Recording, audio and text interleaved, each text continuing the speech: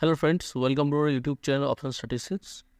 তো ফ্রেন্ডস, আমরা এখানে দেখতে পাচ্ছি এটা নিফটির ডেলি চার্ট এবং আমরা এখানে ডিসকাস করব কালকের জন্য মার্কেট কীরকম থাকতে পারে এবং আজকের প্রাইস অ্যাকশন বেসে কীরকম আমরা অপরচুনিটি নিতে পারতাম এবং কী কী ট্রেড আমরা এখানে করতে পারতাম সে নিয়েও আলোচনা করবো এবং লাস্টে আমরা একটা নতুন স্টক পোর্টফোলিওতে অ্যাড করার কথা চিন্তা ভাবনা করবো এবং সেটার এন্ট্রি পয়েন্ট এবং তার স্টপ লস এবং তার টার্গেট কী হতে পারে সেই নিয়েও অবশ্যই আলোচনা করবো। তো ভিডিওটি আপনারা অবশ্যই শেষ পর্যন্ত দেখবেন।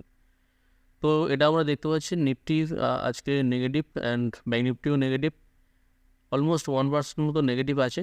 তো এখানে 500-র ওপরে ক্লোজিং আছে এখনও এবং ক্যান্ডেল ওয়াইজ যদি আমরা প্রাইস অ্যাকশন দেখি, ক্যান্ডেল ওয়াইজ কালকে এই ক্যান্ডেলে কিন্তু ব্রেকআউট হয়েছিল, আমরা দেখতে পাচ্ছি এইখানে ব্রেকআউট হয়েছিল এবং আজকে কিন্তু এই ব্রেকআউট হওয়ার পর কিন্তু এখানটায় আমরা একটা রেড ক্যান্ডেল এখানে দেখতে পাচ্ছি। তো এখানে একটা ইম্পর্টেন্ট জিনিস সেটা হলো যে 440 বা এই যে ক্যান্ডেল আছে ব্রেকআউট ক্যান্ডেলের নিচে কিন্তু এখনও মার্কেট যায়নি।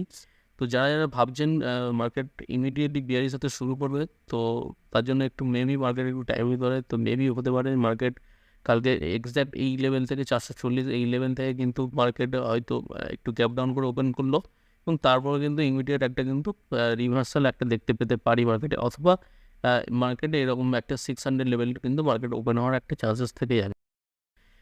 এখানে আমরা দেখব যে এখানে যেহেতু একটা ব্রেকআউট আছে, আমরা যদি এখানে দেখি তো এখানে একটা অলরেডি আমরা এখানে দেখতে পাচ্ছি একটা ব্রেকআউট আছে।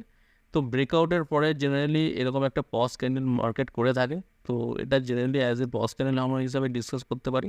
তো মেবি এই ক্যান্ডেলটা একটা ব্রেকআউট হওয়ার একটা কিন্তু চান্সেস থাকবে।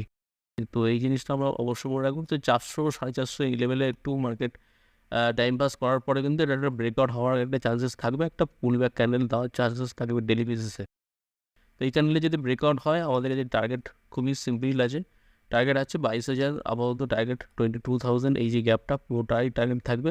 এবং যদি দেখা যায় যে এইটার ব্রেকডাউন হচ্ছে, মানে আজকের ক্যান্ডেলের লো ব্রেক করছে, মানে 500 নিচে যাচ্ছে মার্কেট এবং এই যে ক্যান্ডেল কিন্তু এখানে কিন্তু সাপোর্ট নিতে পারে, অ্যাজ এ সাপোর্ট হিসাবে 440 450 এই লেভেলটা কিন্তু কাজ করতে পারে। তো ইমিডিয়েট কালকের জন্য আমরা যদি ডিসকাস করি, কালকের জন্য মার্কেট কিন্তু একটু এই যে ক্যান্ডেলটা ব্রেকআউট হওয়ার চান্সেস থাকবে, অথবা একটু রেঞ্জ বাউন্ড মার্কেট আমরা দেখতে পেতে পারি। যতক্ষণ না 440 লেভেল যাচ্ছে ততক্ষণ কিন্তু আমরা ইমিডিয়েটলি বিয়ারিশ হতে চাইছি না।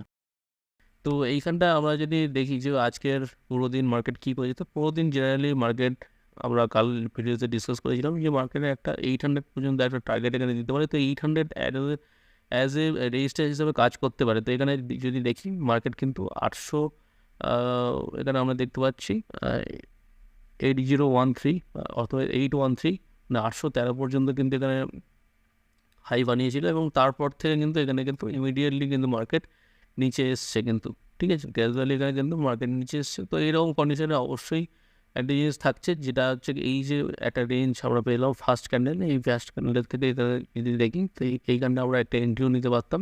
এখানে কিন্তু কল সেলিংয়ের জন্য অথবা এন্ট্রি ছিল, অথবা পুট বাইংয়ের জন্য অবশ্যই এন্ট্রি ছিল। তো আমরা যদি দেখি তো পুট বাইংয়ের জন্য ইমিডিয়েট একটা ফুটে বাউন্স ব্যাক এসেছিল এবং পুটটা অনেকক্ষণ একটা রেঞ্জের মধ্যে ছিল এবং আলটিমেটলি লাস্টে কিন্তু এটার একটা এই যে রেঞ্জটার কিন্তু ব্রেকআউট হয়েছে।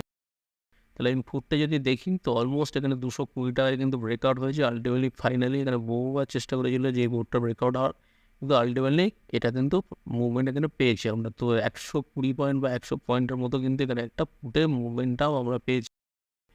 তো এই সময়টা যারা পড়েছেন, যারা রেঞ্জ বাউন্ড মার্কেটে, আমি বলে রাখি তো রেঞ্জ বাউন্ড মার্কেট যখনই হবে তো তখন আমরা কী করতে পারি, তাহলে আমরা এখানে দেখলাম যে কল এবং পুটের ক্ষেত্রে, কল সেলিং এবং পুটের ক্ষেত্রে এখানে কিন্তু দারুণ একটা অপরচুনিটি আমাদের ছিল আজকে।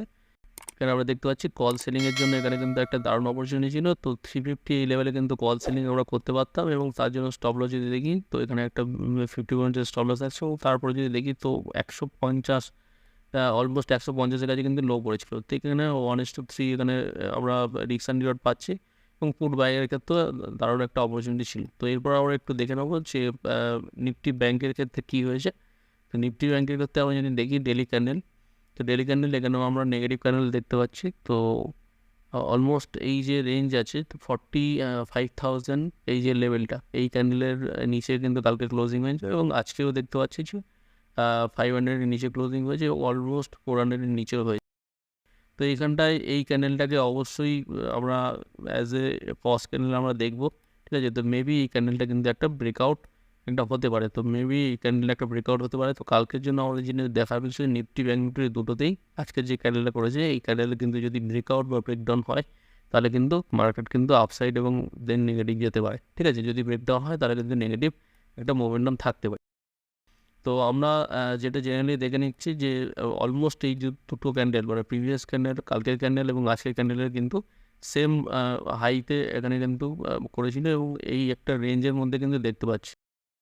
তো 475 বা 500-র উপরে যদি ব্যাঙ্ক নিফটি সাস্টেন হয় তাহলে কিন্তু আপসাইডের একটা দারুণ মোমেন্টাম অলমোস্ট 500 পয়েন্টসের মিনিমাম মোমেন্টাম আসা উচিত এবং তারপরে কিন্তু এই যে লেভেল 46,500 লেভেলও কিন্তু মার্কেট টাচ করতে পারে।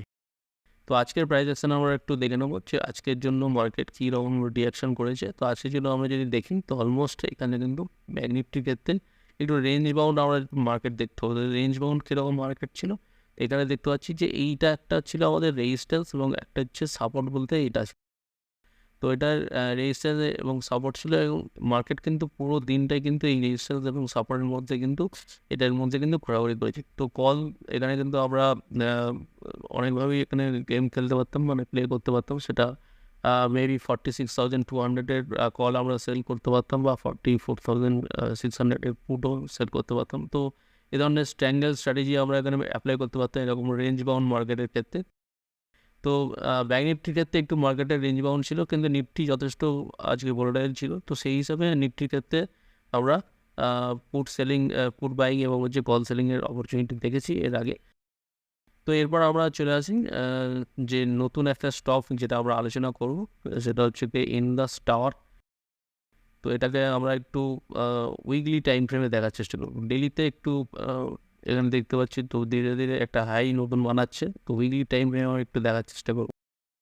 তো এখানে আমরা দেখতে পাচ্ছি তো ওভারঅল ইন্দাস টাওয়ার এখানে কিন্তু অলমোস্ট যে দেখতে পাচ্ছি এই লো থেকে কিন্তু এখান থেকে মুভ করছে 134, ঠিক আছে, 134, ঠিক আছে, এইখান থেকে কিন্তু মুভ করছে এবং এইখানে একটা কিন্তু রেজিস্ট্যান্স আমরা দেখতে পাচ্ছি। তো উইকলিতে এখানে একটা রেজিস্ট্যান্স দেখা যাচ্ছে। তো এই উইকে যদি এর উপরে ক্লোজিং হয় অর্থাৎ 229 বা 230 এই লেভেলের উপর যদি ইন্দাস টাওয়ার কিন্তু ক্লোজিং হয় তাহলে কিন্তু নেক্সট টার্গেট কিন্তু আমাদের থেকে যাবে মিনিমাম 280 থেকে 300-320 পর্যন্ত কিন্তু একটা টার্গেট এখানে আমরা আপসাইডের জন্য পেতে পারি, ঠিক আছে। তো অবশ্যই আমরা এই অপরচুনিটিটা একটু অ্যাকসেপ্ট করার চেষ্টা করবো, ঠিক আছে। তো যদি আমাদের দেখতে হবে যে এই উইকে 230-এর উপর সাস্টেন হয় তো দেন, ঠিক আছে। তো আজকের মতো ভিডিও এখানে, থ্যাংক ইউ সো মাচ ভিডিওটি দেখার জন্য এবং যদি আপনাদের ভিডিও পছন্দ হয় অবশ্যই লাইক করুন এবং বন্ধুদের সাথে অবশ্যই শেয়ার করতে ভুলবেন না। Thank you so much.